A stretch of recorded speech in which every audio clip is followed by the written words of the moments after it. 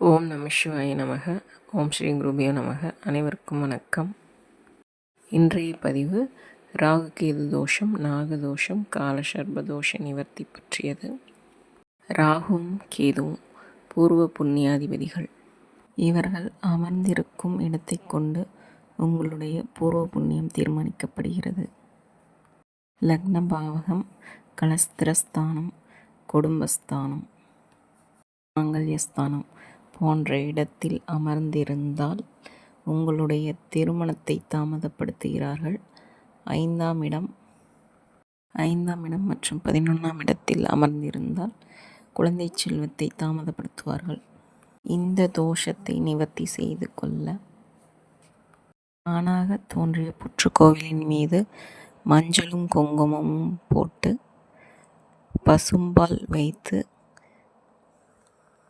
முட்டை வாங்கி வைத்து சேவல் பலி கொடுத்து வழிபட்டால் உங்களுடைய சர்ப்பதோஷ நிவர்த்தி அடையும்.